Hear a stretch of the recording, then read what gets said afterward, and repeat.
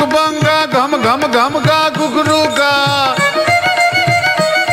ढोलो का डंका होवत हंका डम डम डम डम डम डम डंका डमरू का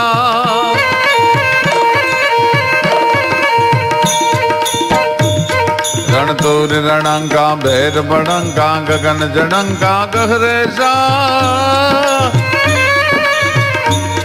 जय देव सिद्धेशा हरण कलेशा मगन गमेशा माहेशा जी मगन गमेशा माहेशा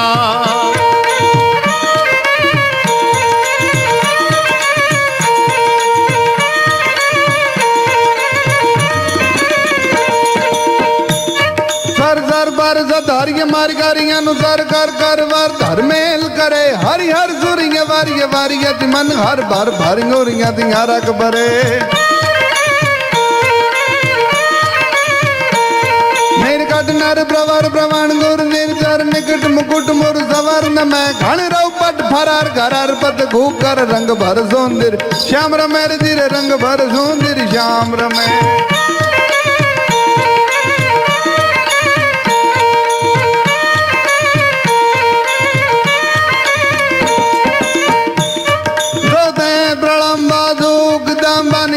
दिगंबांगीश्वरी बदलाम दलंबा चंद्र बंबा तेज द्रंबा तू खरी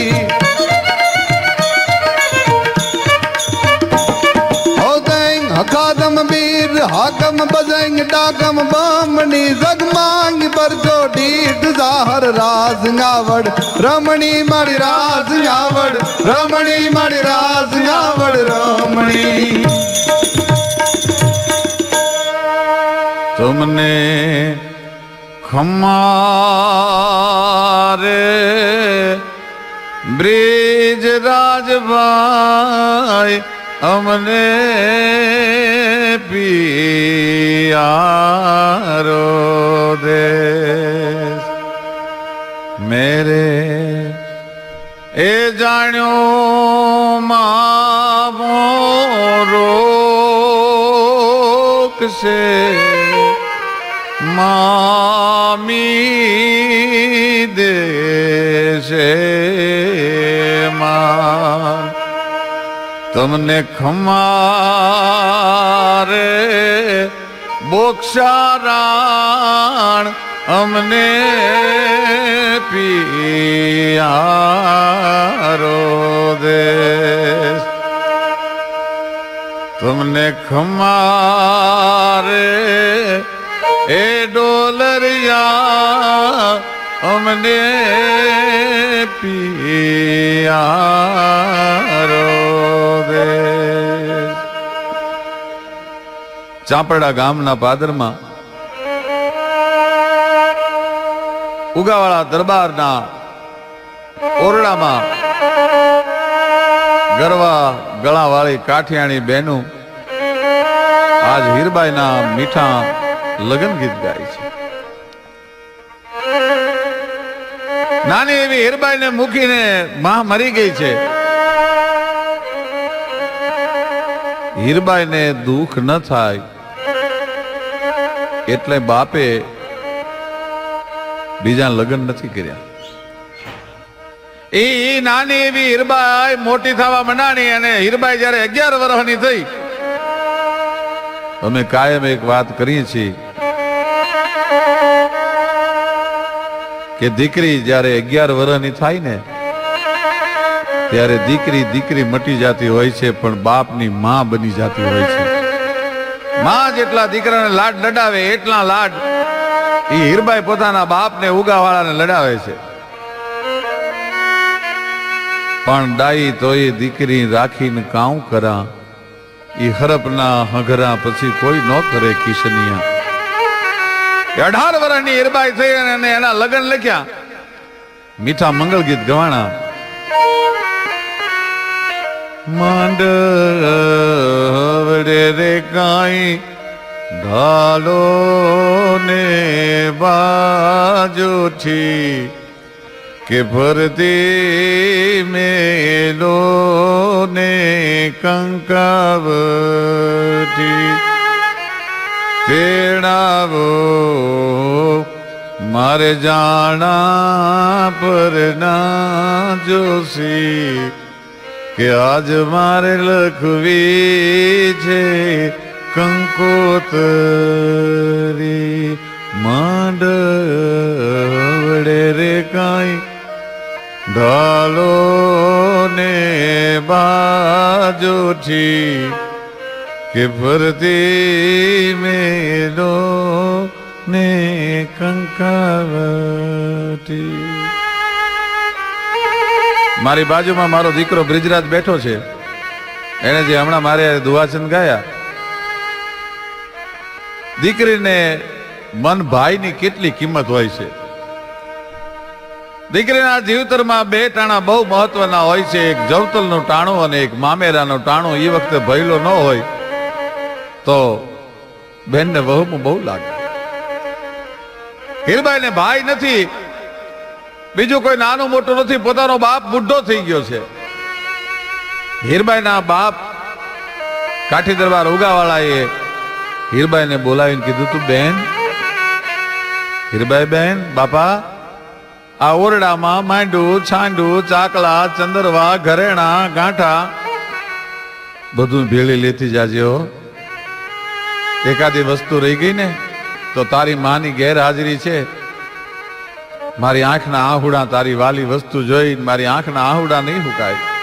બાપ બધું લેતી જાજે હો તું. હવે હું કેટલા ચોમાહા જીવવાનો. હીરબાઈ બાપના સોના ઓરડામાં આટા મારે છે. મહેમાનો આવ્યા છે, હગાવાલા આવ્યા છે, સ્નેહીઓ આવ્યા છે, પણ એ બધાની વચ્ચે હીરબાઈ પોતાની જાતને એકલી અટુલી સમજી આંખું બંધ કરી અને હાહરા ગયા પછીના બાપના ઓરડાને ઉજળ જોવે છે. કઈ દીકરી એવી હોય કે બાપના ઓરડાને ઉજળ થતો જોઈ શકે? ના છૂટકે બાપુએ હમ દીધા છે ગળાના. એટલે એક એક વસ્તુ ઉતારતી જાય અને રાત આહુડે હીરબાઈ રોતી જાય છે. એટલે એક એક વસ્તુ ઉતારતી જાય અને રાત આહુડે હીરબાઈ રોતી જાય છે. એ જેટલો સામાન લેવાય એટલો હીરબાઈ લીધો ને 11 ગાડા કરિયાવરના ભરાણા ભાઈ. હાલતી વખતે બાપે હીરબાઈને બોલાવી, હીરબાઈ હજી તો હીરબાઈ ચોરીએ નથી ચડી. અહીં આવી મારા બાપ. પટારો ઉઘાડ્યો, એમાંથી એક રૂપાની ડાબલી કાઢી, એમાંથી હોને મઢેલા વાઘના નોર કાઢ્યા. હીરબાઈ તારી માને બહુ કોઢ હતો. તારે ભૈલો આવે ને ત્યારે તારી માને આ વાઘના નોર ભાઈના ગળામાં પહેરાવાનો બહુ શોખ હતો, પણ કુદરતને મંજૂર નહીં હોય, તારી માં જીવી નહીં.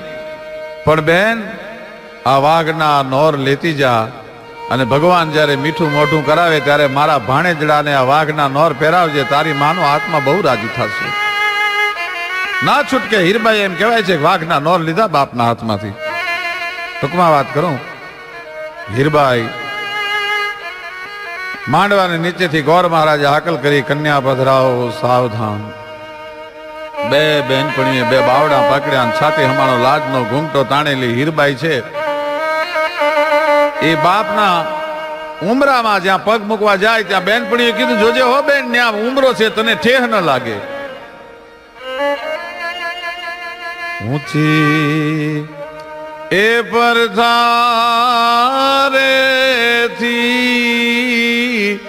કેસર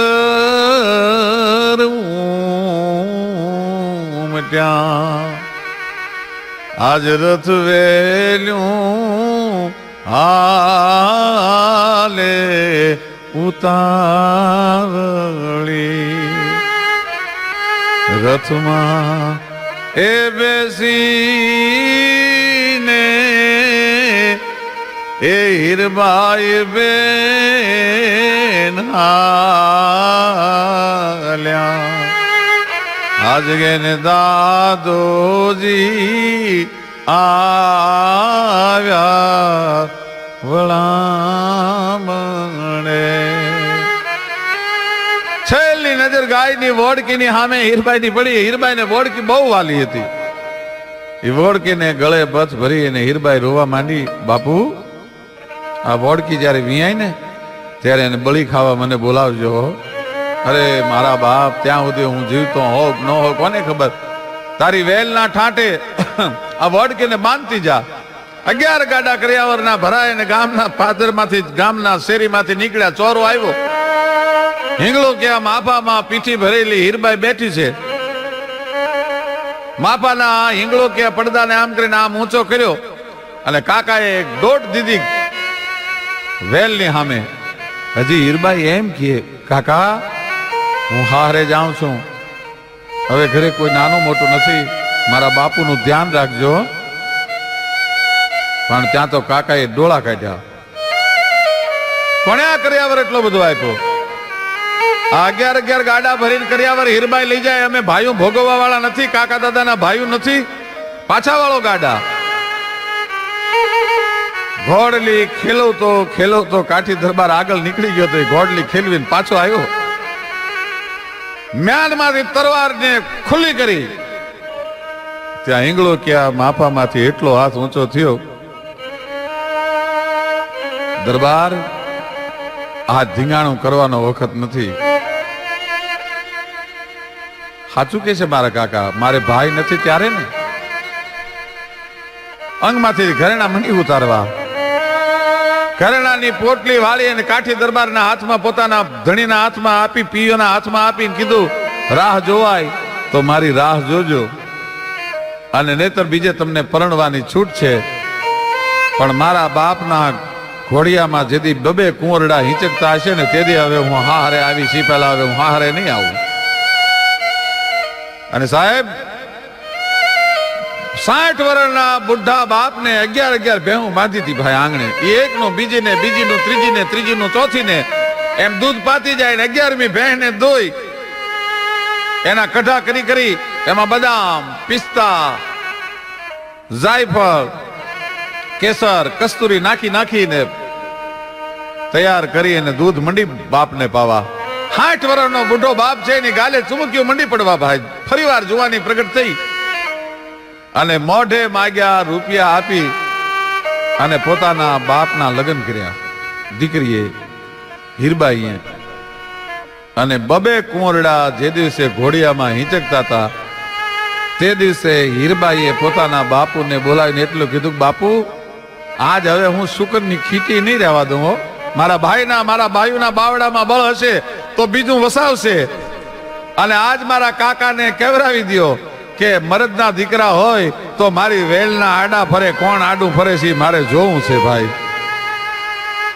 આવી દીકરી જ્યારે હારે જાતી હોય ત્યારે કવિ દાદ લખે છે કે દીકરીના બાપનું હૈયું ફાટી જતું હોય. મરદ કોઈ દી રોવે જ નહીં. મરદ જો રોવે તો ભૂંડો બહુ લાગે. રવાડે તરવારના ઝાટકા લાગી ગયા હોય તો મરદ માણસની આંખમાં આંખનો દોરિયો ન આવે. નવરાતના ગરબા જેવો બંદૂકની ગોળીઓથી દેહ વિંધાઈ ગયો હોય તો મરદ રોવે નહીં. માથે કરોડો રૂપિયાનું લેણું થઈ ગયું હોય, મરદ રોવે નહીં.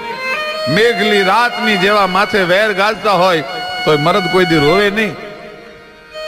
પણ દીકરીને વળાવતો ગામને પાદર ઉભેલો રહ રોતો બાપ એકવાર સંસારમાં રોવે છે અને તેથી પુરુષ રોતો રૂડો બહુ લાગે છે. જનક વિદેહી જેવો માણસ એ કોઈ દી રોવે જ નહીં, કારણ કે એને તો વિદેહીની ઉપમા મળી હતી. આત્મા દેહમાં હોવા છતાં એ વિદેહી હતો. એને દેહની કોઈ પરવા નહોતી. પણ જાનકી જેને જ્યારે વળાવવા માટે જનક આવ્યો, બધાય જ્યારે મળ્યા, વેલમાં બેઠેલી જાનકીએ છેલ્લી વાર જનકપુરની સામી નજર કરી. ઝાંખા રે લાગે મને મયરના ઝાડવાને, ઝાંખો રે લાગે છે હુરજ ભાણ રે, ઝાંખો રે લાગે મને માયાળુ જ બાંધવો ને, મને ઝાંખા રે લાગે છે માને બાપ રે, ઝાંખા લાગે છે મને મયરના ઝાડવા. છાતીમાના લાજના ઘૂંઘટામાં આહુડાથી ભીંજાણેલી આંખથી મયરના ઝાડમાં બાપના ગામના પાદરના ઝાડમાં ઝાંખા મીંડા લાગવા બધાય મળવા માટે આવ્યા. એમાં જ્યારે જનક રાજા આવ્યા, સંસારની તમામ હિંમતને ભેળી કરીને આટલો હાથ ઊંચો થયો ને જાનકીજીના માથે હાથ જ્યાં મૂક્યો ત્યાં નાનું છોકરું રોવે એમ તેથી જનક રાજા રોવા માંડ્યા. જનક જેવા બાપને પણ દીકરીને વળાવતી વખતે રોવું પડે. બાઈ નામની કન્યાને વળાવતી વખતે ચાપરડા ગામના પાદરમાં ઉગાવાળા જેવો મરદ કાઠી એ નાનું છોકરું રોવે એમ રોવે છે. કારણ શું કે લૂંટાઈ ગયો મારો લાડ ખજાનો અને કવિ દાદ કે હું જોતો રહ્યો લૂંટાઈ ગયો મારો લાડ ખજાનો. સમી સાંજનો ઢોલ ધબકતો જાન ઉગલતી માલે કેસરી આળો સાફો ઘરનું ફળિયું લઈને હાલે.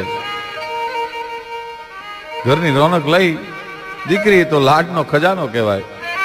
લૂંટાઈ ગયો મારો લાડ ખજાનો. દીકરીનો માંડવો રોપવાનો હોય ત્યારે સગા સ્નેહી વાલા મિત્રો બધા આવી અને હૈયામાં હરખ હોય દીકરીનો માંડવો હરખથી રોપાય. પણ દીકરીના જાનને વિદાય આપ્યા પછી માંડવો ઈનો જ હોય, તોરણ ઈના જ હોય. પણ માંડવાના તોરણ હલે ત્યાં દીકરીને વિદાય આપ્યા પછી માંડવાના તોરણ જ્યાં ફફડે ને ત્યાં દીકરીના બાપનું કાળજું ફફડવા માંડે. હજ લૂંટાઈ ગયો મારો લાડ ખજાનો અને કવિ દાદ કે હું જોતો રહ્યો. અરે જાન ગાજી જાણે મારો જાન લઈ અને હવે બોલો સુનો માંડવડો આજકાલ જાકેરો કટકો મારો. હીરબાઈ નો વેરડું ગામના પાદરમાંથી નીકળ્યો. નાની હતી ત્યારે જે ઝાડવાની માથે ઓળખોળામણો રમતી હતી એ ઝાડવાની ડાળીઓ નમી નમીને કહેતી હતી કે બેન એ હીરબાઈ છેલ્લી વાર અમારી સામે તો નજર કરતી જા બાપ. એ તને આંબલી પીપર ડાળ બોલાવે બેની તું એક વાર હામું જો અને તું તો ધુબકા દેતી જે ધરામાં એ ગાજંગી તો ગારો ગણોરો. જે નદીના ખૂણામાં ધુબકા દેતી હતી એ આજ નદીનો આરો અણહોરો થઈ ગયો હતો. અને છબતો નહોતો ધરતી ઉપર એ આજ પગ જો થીજી ગયો. બાપનો ઉમરો કેટલી વાર ઓળંગ્યો છે દીકરીને ખબર ન હોય એટલી ઠેકડા મારી દીકરી બાપના ઓરડામાંથી બહાર જાય, બહારથી ઓરડામાં આવે ખબર ન હોય બાપનો ઓરડો કેટલી વાર ઓળંગ્યો છે. પણ બાપના ઓરડાને વરરાજાની હારે ચોરીએ ચડવા જાતી દીકરી બેનપણીઓ એમ કે બેન જોજે હોર્યા ઉમરો છે તને ઠેહ ન લાગે. ઈ દીકરી જયારે ઈ ઉમરો ઓળંગે ત્યારે કવિ દાદ એમ કે છે કે ઉમરો કેવો લાગ્યો કે એને ડુંગરા જેવો એ ઉમરો લાગ્યો એ બેનલ બાજે માંડ જોવો લંગ્યો.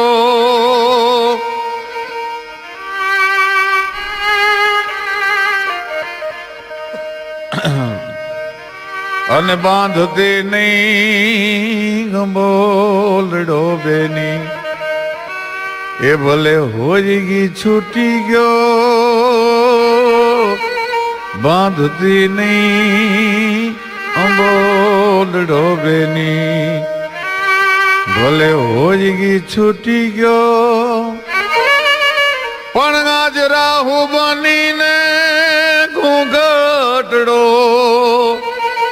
એ મારા ચાંદ ને ગલી ગયો. આવો આજ કાળ જાકેરો કટકો મારો ગાંઠથી છૂટી ગયો અને મમતા રૂવે જેમ વે